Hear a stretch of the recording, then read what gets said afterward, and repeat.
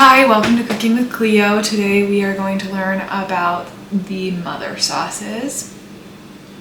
And specifically today we're going to be working with Veloute. So there are 5 mother sauces. Veloute, Espagnole, I don't know how to say it, it's French, but yeah, I'll spell it for you. And then there's bechamel, tomato sauce, or in culinary school you say sauce tomate. And then hollandaise. So all sauces are derived from these mother sauces, and I'm gonna basically show you the basics and then turn it into a different, like the sauce I want it for the meal that I'm making. So today we're doing chicken with quinoa and vegetables, and then of course the veloute. So let's get started.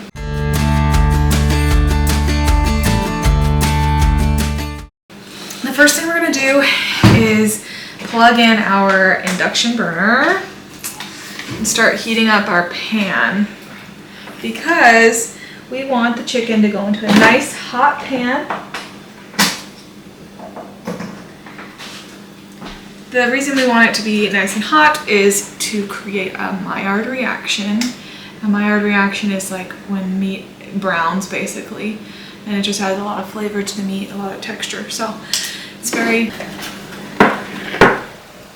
Now I have this cutting board here because I bought these massive chicken breasts from the store, and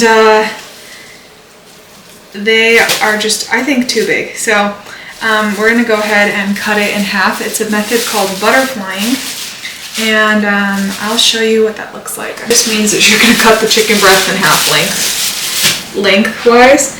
First though, we're going to cut off any fat or stuff that we don't really want, that's kind of not palatable. So just go ahead and do that.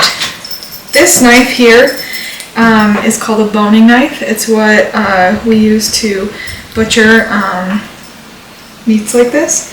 Not necessarily butcher, because like when you take apart a whole animal, you're going to need knives that are stronger than this, but basically to get down to the right cut size that you want.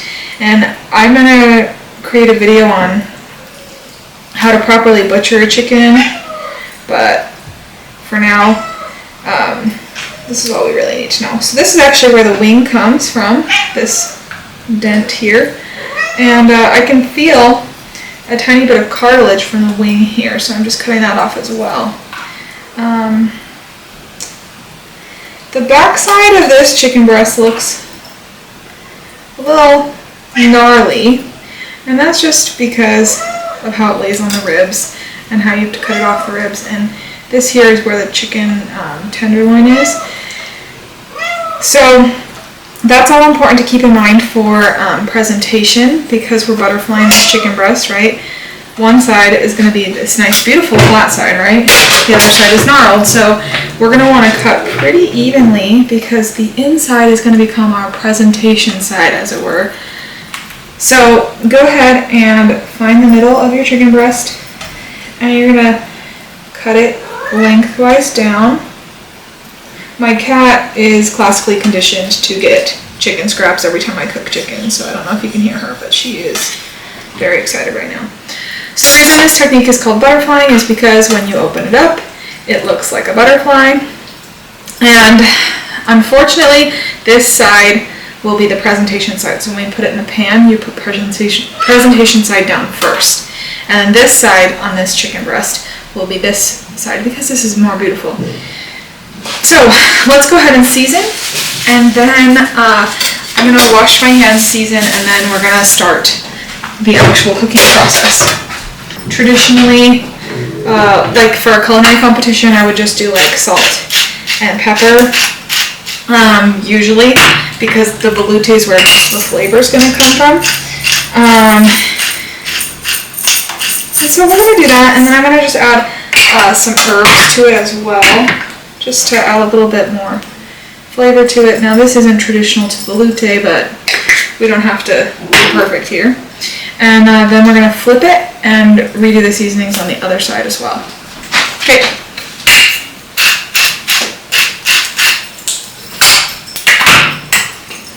And I can hear my pan is ready for the chicken. So,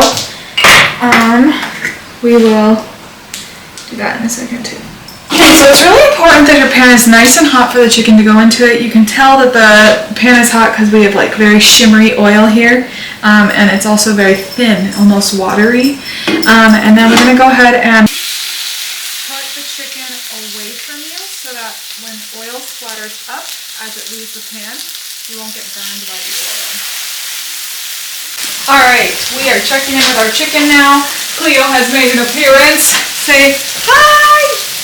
It's a little hot though, so I don't want you to be too close. So you're going to be right here. Got it? Alright, so our chicken is ready to be cooked. It could go a little longer, but really it's going to brown more if it's got the skin on it. And we don't have skin, so I'm happy with this color. It's not perfect, but it's gonna be okay. And then we're gonna let it brown on this other side for a minute, and then we will pop it in the oven to finish it. You can finish it in the pan too, and that might be a little quicker. But because I want to show you some other components that we're working with today, I'm gonna go ahead and let it finish in the oven. Once I put it in the oven, it'll be in there for 10 to 20 minutes, depending on just how long everything takes. And how thick your chicken is. So if you have chicken like the breast that was before, it's gonna take longer, you know. It could take even 30 minutes in the oven, just depends. So that's something to keep in mind as well. And then we'll let this finish browning, and I'm gonna grab out some ingredients to make quinoa. All right, so just like last time, I'm gonna put a pan on the burner, or a pot this time, it's a pot. On the burner, we're gonna heat that up while we cut some onion. I was gonna make like a rice pilaf type quinoa, but I think that I'll change my cooking times a little bit. You know, in a professional kitchen, you always gotta think like, how should we time this and how can we time this right? So my chicken's in, right? And now I'm gonna make my quinoa, and I won't really have time for all the vegetables to be cooked and cut and everything that needs to happen in order for the quinoa to be cooked in time for the chicken to come out. Because we don't want anything getting cold. So we're going to keep the quinoa a little more simple, and I'm just going to cut some onion into about a small dice. Oops. Okay, that one's a little big. Okay, and then we'll throw that in the pot.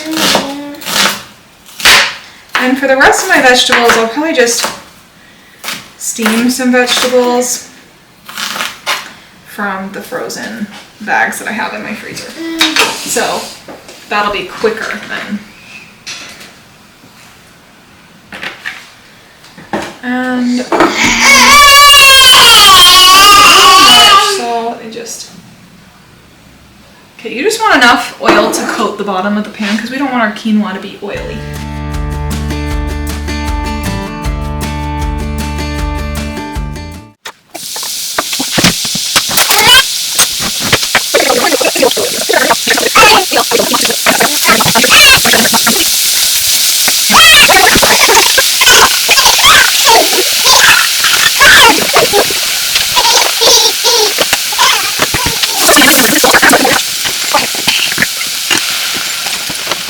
You can see our onions are pretty much there. They look good.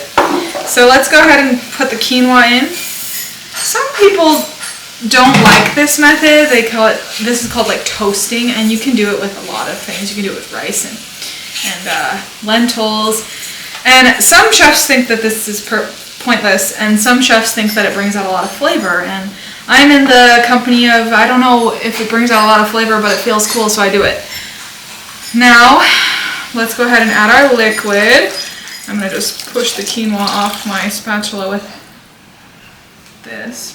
Okay, and now we're going to bring this liquid and quinoa up to a boil, and then we'll bring it back to a simmer. So just turn up the heat a little bit until it's boiling. Once it's boiling, you're going to turn down the heat so that it's just simmering. Okay. And at this point, you could, if you wanted to steam your vegetables, throw quinoa over this. I wouldn't use frozen vegetables because it'll throw off the ratio here. But if you have fresh vegetables that you've cut, you can go ahead and put the quinoa on top and then steam your vegetables while the quinoa finishes cooking. I am a busy mom, so I like getting vegetables that steam in the bag, and I finish them in a saute pan to add some extra flavor, or you can just steam them in the bag and go for it. You know, we're gonna have a lot of flavor in this dish, so whatever you feel is the right thing for you to do, do it. Okay, so now you can see the quinoa is almost done. You can tell by the way the water's boiling, there's very little liquid remaining for the quinoa to absorb. This is all a good sign. And we'll let it cook for a couple more minutes, and then it's time to start our veloute. So yeah, when you push the quinoa aside, you don't want to see a ton of extra liquid coming with it. So you don't want to see pretty much any liquid actually. So just keep that in mind. Give it a couple more minutes and we'll be ready to start our veloute. All right, we can see that our quinoa is ready to be pulled off. We don't see a lot of liquid. We do see a little bit of liquid pooling over here. So actually maybe I will give it a couple seconds left, but if you want it to be basically this consistency, you can see little tails are emerging from the quinoa. Well, they have emerged. So that's something to look for too, to make sure you know that the quinoa is done.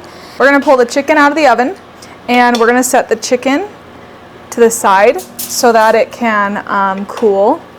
Not cool all the way, like you don't want it to like not be hot anymore, but you want it to rest. That's what the term is, which basically just means that the chicken is, oops, let's do that. The chicken's just hanging out for a second to reabsorb its juices.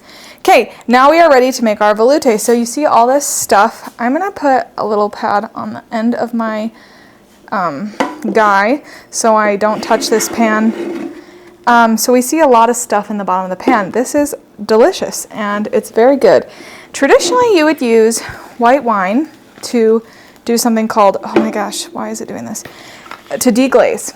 And I don't have white wine, so I'm going to use some white vinegar. Ideally, we use white wine vinegar. I had a chef who said white vinegar was not worth cooking anything, but I don't mind the flavor, and I think it can work.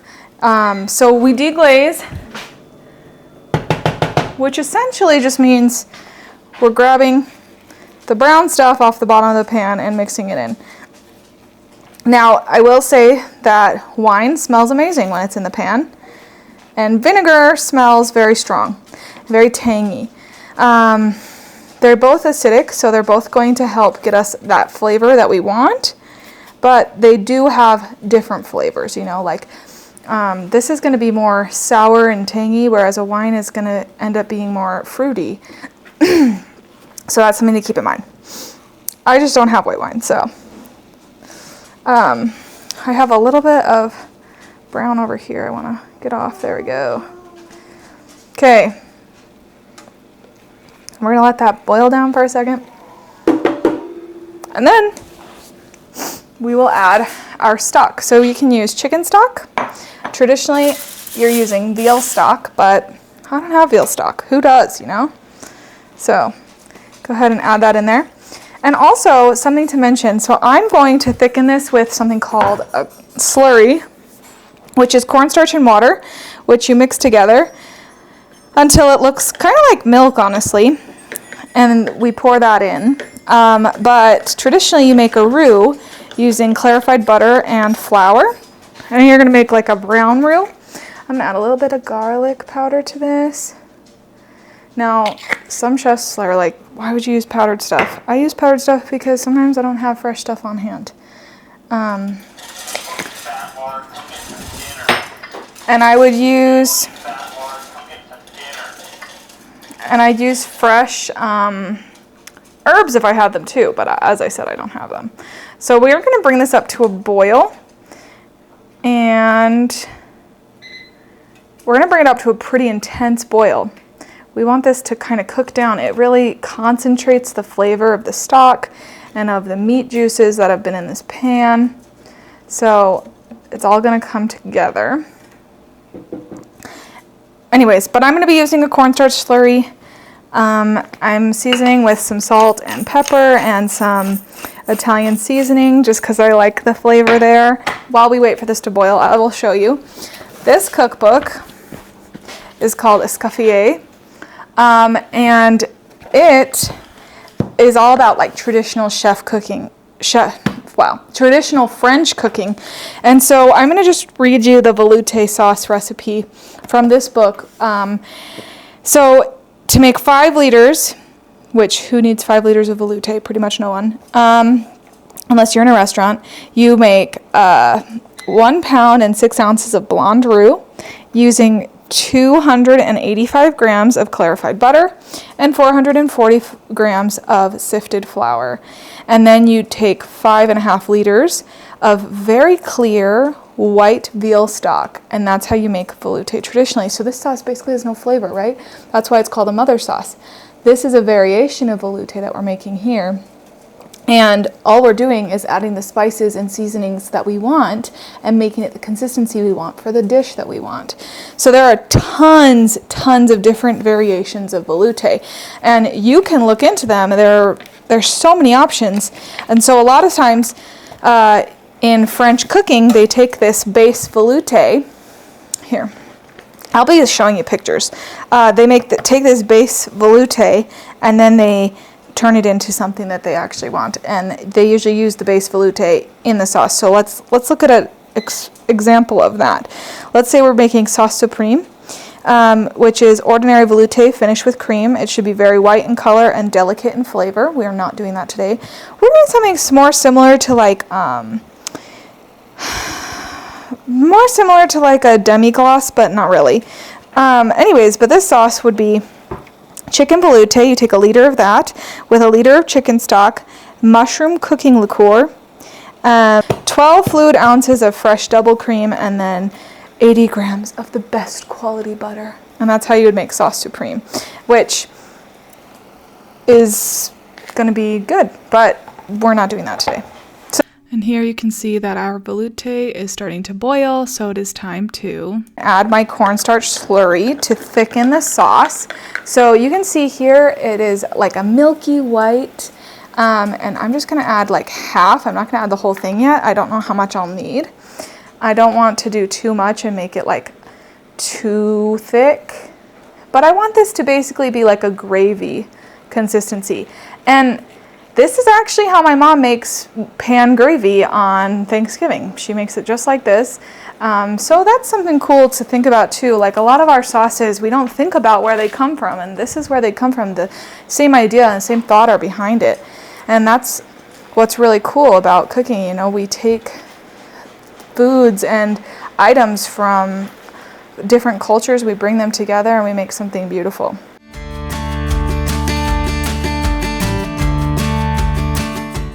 While this is finishing, I'm also just going to season my vegetables real quick.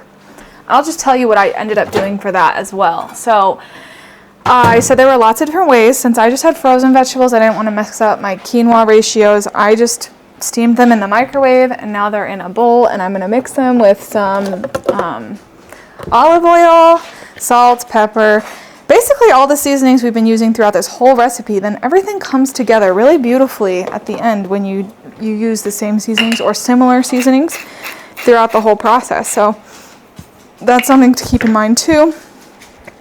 I'll use a touch of garlic powder, but I think it can be a little strong when you put it directly on vegetables.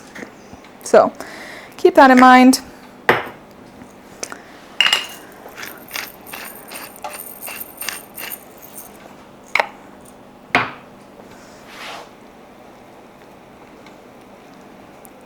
We'll just fold those seasonings in. You can give it a taste if you want to check that your seasoning is right. I think I'm going to add a little bit more salt to mine. Okay, let's check back in with our veloute. So there are different levels of thickness, and that's called a nappe. And we want, so here we have, I'll show you this.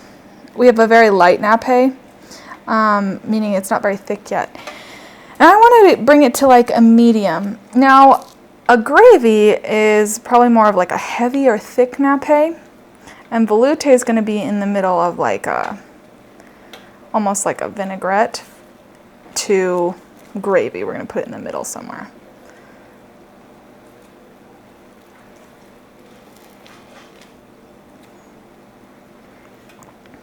So some of the liquid does cook off from evaporation in the boiling, and some of it just stays, just gets thickened by the cornstarch. And because I want the flavor to concentrate more, I'm allowing it to boil more rather than adding more cornstarch. If you're in a pinch, you're in a hurry, and you're like, oh my gosh, this needs to thicken like 2 minutes ago, go ahead and add more cornstarch. But for me, I'm just going to let it continue boiling like this. And as I do, I'm kind of scraping the bottom and making sure I got all of the juices and the chicken bits all up from the bottom. And then because it's kind of a gross looking sauce, traditionally you'd also kind of strain it out too for plating purposes. I might not worry about that. Maybe for a photo I will though. Okay. So yeah, let's do that and we're going to start plating things up, okay?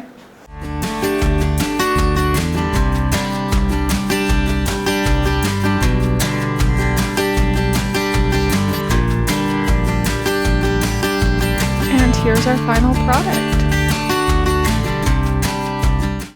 Cleo, how do you like the veloute? Is it Cleo approved?